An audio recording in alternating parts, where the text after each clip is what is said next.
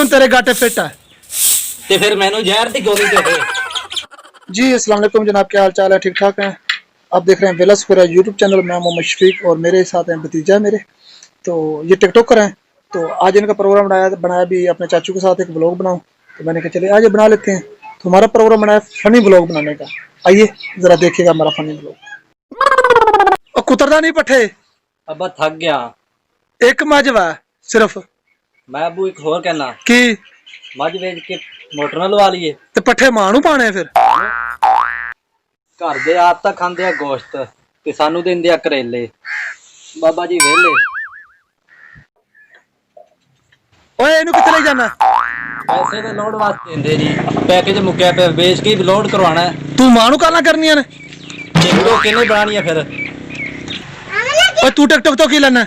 लोकां दे कुड़ियां मुंडे फेमस हो जांदे आ, मैं क्या मैं भी होला। चल इनू छड्ड। चल करमा लिए तेरा दिन वध गया। ਇਹ ਕੀ ਕਰਦਾ ਪਿਆ? ਪਾਸ਼ਪੀ ਕੀ ਕਰੀਏ, ਲੋਕਾਂ ਦੇ ਵਿਆਹ ਹੋਈ ਜਾਂਦੇ ਆ, ਸਾਡਾ ਕੋਈ ਨਾਂ ਨਿਸ਼ਾਨ ਨਹੀਂ ਹੈਗਾ।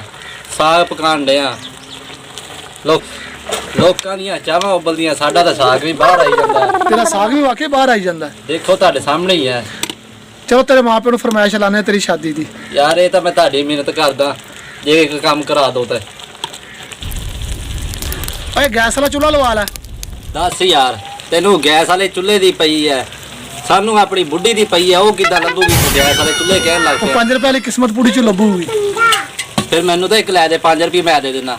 ਚੱਲ ਆ ਤੈਨੂੰ 5 ਰੁਪਏ ਵਾਲੀ ਕਿਸਮਤ ਪੂੜੀ ਲੈ ਕੇ ਦਿੰਦੇ ਆ। ਚੱਲ ਚਲੀਏ ਫਿਰ। ਚਲ ਉੱਠ। ਚਲੋ ਠੀਕ।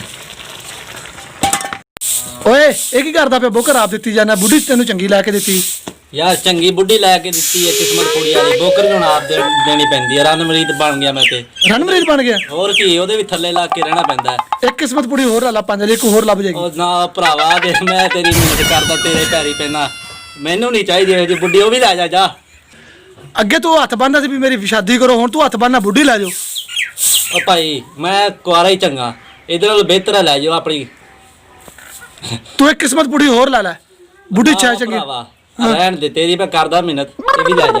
ਕਿੱਥੇ ਲੈ ਜਾਵਾਂ? ਕੁਆਰਾ ਹੀ ਚੰਗਾ, ਇਹ ਪੂਰੀ ਜ਼ਿੰਦਗੀ ਹੁਣ ਤੇਰੇ ਗਾਟੇ ਫਿੱਟ ਹੈ। ਤੇ ਫਿਰ ਮੈਨੂੰ ਜ਼ਹਿਰ ਦੀ ਗੋਲੀ ਦੇ ਦੇ। ਇਹੋ ਜੀ ਸ਼ਾਦੀ ਨਾਲ ਤੇ ਆਜ਼ਾਦ ਮੌਤ ਹੀ ਚੰਗੀ ਹੈ। ਨਹੀਂ ਤੁਹਾਡੀ ਵੀ ਸਮਝ ਨਹੀਂ ਆਉਂਦੀ, ਇੱਕ ਪਾਸੇ ਸ਼ਾਦੀ ਦੂਜੇ ਪਾਸੇ ਮੌਤ।